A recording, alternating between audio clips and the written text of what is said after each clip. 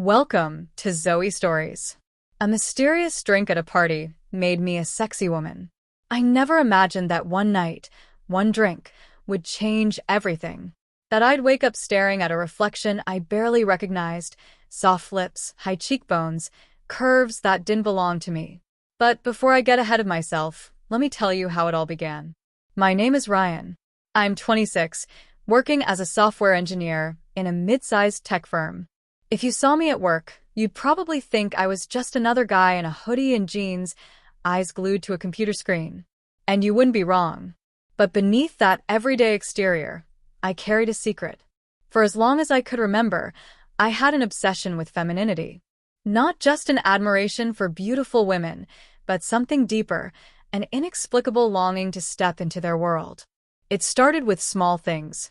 As a teenager, I would sneak into my sister's room when she was out, brushing my fingers over her silky dresses, slipping my feet into her heels, feeling an electric thrill in my veins. I told myself it was a phase, just curiosity, but the feeling never left. If anything, it grew stronger over the years. Now, as an adult, I lived with my girlfriend, Emma, and she had no idea. Emma was everything I should have wanted in a partner. Smart, confident, effortlessly beautiful. She had this magnetic energy that made people gravitate toward her, and somehow, she had chosen me. Our relationship had been great, for the most part. We met in college, bonded over late-night study sessions, and moved in together after graduation. She was the kind of woman who made things happen, ambitious, focused, the opposite of my quiet, introspective nature. But there was one thing I never had the courage to tell her. She didn't know about the stash of women's clothing hidden at the back of my closet, buried beneath old sweaters I never wore. She didn't know that sometimes, when she was out with friends, I would lock the bedroom door, carefully slip into a dress, and lose myself in the fantasy of being someone else. Someone softer, more delicate. Someone beautiful. I told myself I could keep this part of me hidden forever. That I could be the perfect boyfriend, the perfect man, and still indulge in my secret world when no one was watching. But secrets have a way of unraveling. That night, Emma had dragged me to a house party, a lavish event hosted by one of her high society friends. I wasn't a fan of parties, but she insisted. "Come on, Ryan, you need to loosen up. It'll be fun." The house was a modern mansion with sleek marble floors, enormous chandeliers, and a crowd of well-dressed, effortlessly stylish people. Emma blended in effortlessly, laughing, sipping wine, completely in her element. Meanwhile, I stuck to the edges of the room, nursing a drink and pretending to be interested in conversations about hedge funds and influencer marketing. Then I saw her, a woman across the room, watching me. She was tall, elegant, with piercing eyes that seemed to see right through me. When she finally walked over, there was something unnerving about her presence, like she knew something I didn't. "You don't belong here," she said, her voice smooth as silk. I laughed awkwardly. "Yeah, I'm not much of a party guy." She tilted her head, studying me. "That's not what I meant." Before I could ask what she did mean, she handed me a drink. "Try this. It might help you see things more clearly." I hesitated. "What is it?" "A new experience." Emma called my name from across the room, momentarily distracting me. When I turned back, the woman was gone. Just like that. I should have left the drink untouched. But curiosity got the better of me. I took a sip. And in that moment, I had no idea my world was about to change forever. The drink burned slightly as it went down, leaving a strange warmth in its wake. For a moment, I thought nothing of it. Just another fancy cocktail at an upscale party. But then, a strange sensation crept over me. It started as a tingle beneath my skin, like tiny sparks dancing over my body. My head felt light, as if I were floating just above myself, observing from a distance. My pulse quickened, but I tried to ignore it, chalking it up to the alcohol. Then I felt it, a deep, unfamiliar shift inside me. My fingers tingled as I curled them into fists. My skin felt sensitive, almost hypersensitive. The fabric of my clothes brushed against me differently, as if something fundamental about my body was changing. I swallowed hard, trying to steady my breathing. The room suddenly felt too hot, too bright, too overwhelming. Ryan. Emma's voice cut through the noise. I turned, forcing a smile. Yeah. She frowned. Are you okay? You look flushed. I nodded quickly. Yeah, the drink was stronger than I expected. Her eyes narrowed slightly, but before she could push further, someone called her name. She hesitated, then gave me one last look before walking away. I exhaled shakily. Something was wrong. I needed to leave. I barely remembered getting home. The world outside had blurred, my mind buzzing with an odd mixture of confusion and anticipation. The second I stepped into our apartment, I stumbled toward the bathroom, gripping the sink for balance. My heart stopped when I looked into the mirror. At first, the changes were subtle. My features seemed softer, my jawline less defined. My lips looked fuller, my eyelashes longer. It was as if someone had taken a filter to my face, just slight enough to be noticeable, but not enough to be alarming. I ran a shaking hand through my hair. Was I imagining this? I turned my hands over, inspecting them. My fingers looked slimmer, more delicate. My chest felt different, not quite bigger, but as if something beneath my skin was shifting, changing. A shiver ran down my spine. I had dreamed of this moment before, of waking up in a different body, of seeing a reflection that matched the fantasies I had locked away for so long. But now that it was happening, I was terrified. This wasn't supposed to be real. But I couldn't deny the rush of excitement mixed with my fear. Was this a dream? A hallucination? Or had that drink really done something to me? I needed answers. But more than that, I needed to see. Emma was still out. I had no idea when she'd be back, but the thought of her catching me sent a thrill of both panic and anticipation through my veins. I hesitated for only a moment before moving to my closet. Hidden behind old hoodies and jeans was my secret collection: silk blouses, tight skirts, dresses I had bought in moments of weakness and locked away in guilt. My fingers trembled as I pulled one out, a sleek black dress that hugged every curve. I held it up against my body, heart pounding. This was dangerous. Reckless. I should be panicking, trying to reverse whatever had happened to me. But instead, my hands moved on their own, slipping out of my clothes, stepping into the dress. The fabric slid over my skin, sending a delicious shiver up my spine. Then came the heels. I had practiced before, in the safety of an empty apartment, but now it felt different. More real, like they were meant to be on my feet. I turned to the mirror again, and my breath hitched. I looked beautiful. Not entirely a woman. Not yet. But different enough that it made my stomach twist with an emotion I couldn't quite name. Excitement. Fear. Desire. I ran my fingers over my cheek, my collarbone, feeling every inch of my new form. The sensation was intoxicating. My lips parted slightly as I traced my reflection, as if I needed proof that this was really me. Then, a sound. My heart nearly stopped. The click of the front door unlocking. Emma was home. Panic shot through me like electricity. My body froze, torn between fight and flight. I needed to move. My heels clicked loudly against the floor as I scrambled toward the closet, yanking the dress over my head.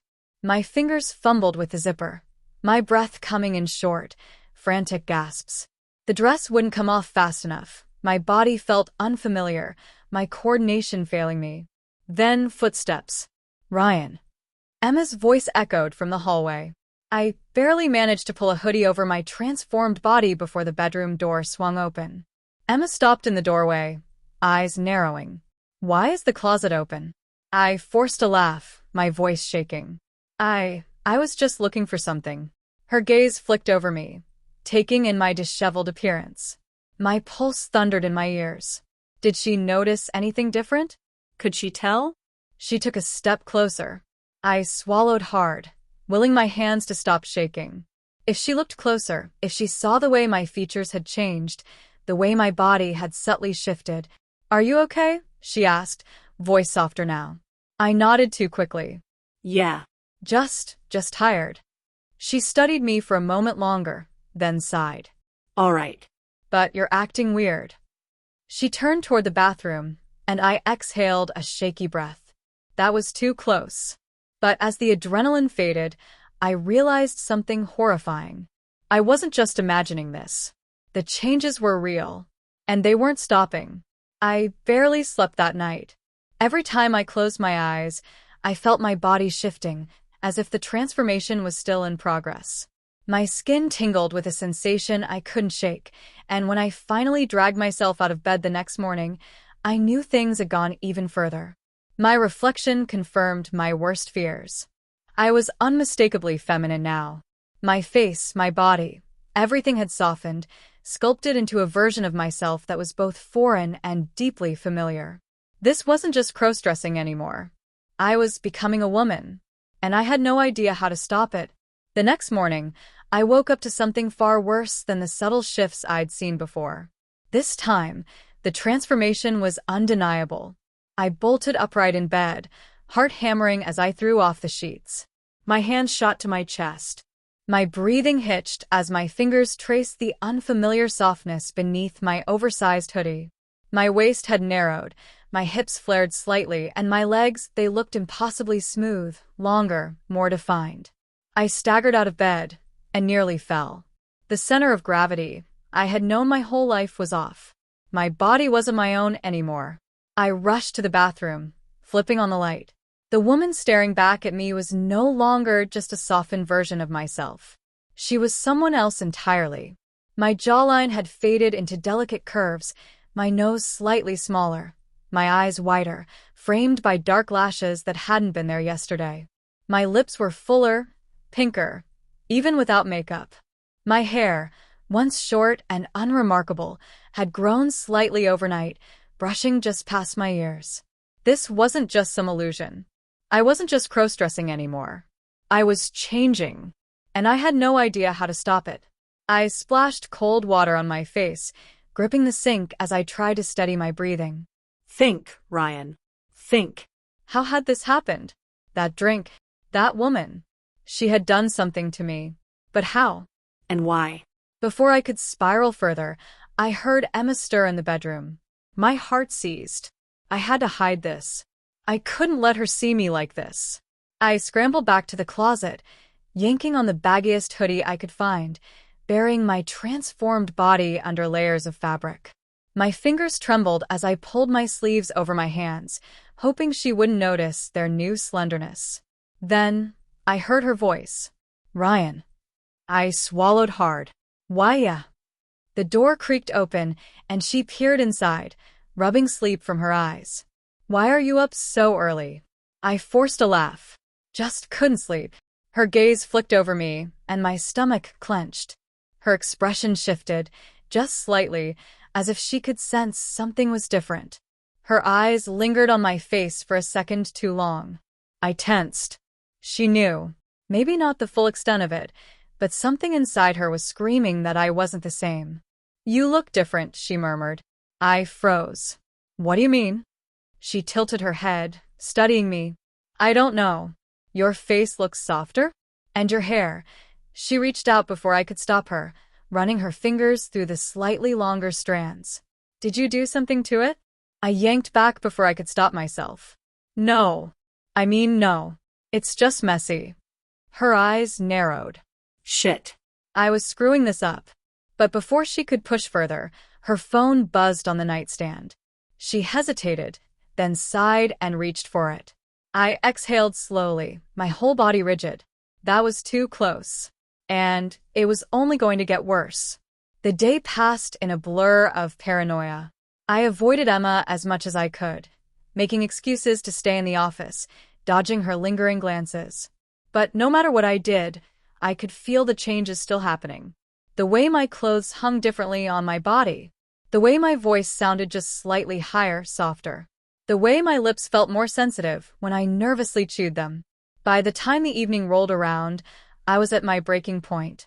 I needed answers. I sat on the bed, gripping my phone, debating whether I should text Emma's friend, the one who hosted the party. Maybe she knew who that mysterious woman was. Maybe she had seen something. But before I could make a decision, the doorbell rang. My stomach dropped. Emma, in the kitchen, called out, "Can you get that?" I hesitated. What if it was her? The woman from the party? What if she had come to finish whatever she started? Slowly, I made my way to the door, my heart hammering. I pulled it open and froze. It wasn't her. It was someone far worse. It was my best friend, Jake. And he was staring right at me. "Hey, man," Jake said, grinning, before his face faltered slightly. His eyes flickered over me. His brows furrowed. I knew that look. He saw something. I swallowed hard. "Hey." His grin returned, but there was an edge to it now. "Emma said I could swing by. Said you were acting weird, so I figured I'd check in." My stomach clenched. Emma was talking about me. She knew something was wrong.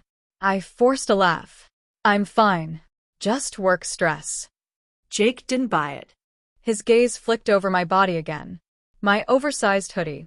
My tightened sleeves. I could feel him putting the pieces together. He had known me for years. He knew what I looked like, how I carried myself. And now I was standing in front of him, subtly transformed, my features softer, my posture slightly different. Then his eyes landed on my lips. My full, pink, unmistakably different lips. His expression shifted. "Ryan," he said slowly. "What's going on?" I needed to get rid of him. Fast. I stepped forward, forcing another laugh. "Dude, nothing's going on. You're being weird." He wasn't buying it. And then, his eyes flicked past me. Into the bedroom. To the closet. To the dress I had forgotten to hide. My breath caught. Jake's gaze locked onto it. He went completely still. A tense silence stretched between us. Then, finally, he spoke. "That yours?"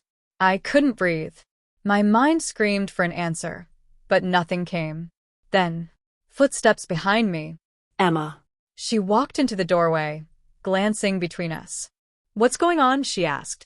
Jake looked at her, then at me, then at the dress. And I knew. I had seconds before everything unraveled. Emma followed Jake's gaze, her eyes landing on the dress. The color drained from her face. My entire body went cold. She looked at me, slowly, as if seeing me for the first time. "Ryan," she whispered. I opened my mouth. Then I saw it. My reflection. In the mirror across the room. I looked completely different now. More woman than man. My hands started shaking. My knees felt weak. And I realized there was no hiding this anymore. Emma knew. Jake knew. And my secret life? It was over. Emma took a step forward. "Ryan, know what's happening to you?" Jake's expression hardened. "Dude, just tell us the truth." I couldn't breathe. My mind raced, searching for a way out, for an explanation, for anything. But there was nothing left to say. I had a choice. Tell them everything. Or run. I took a shaky breath. And made my decision. The room felt like it had closed in around me. Jake's eyes bore into mine, his jaw clenched tight.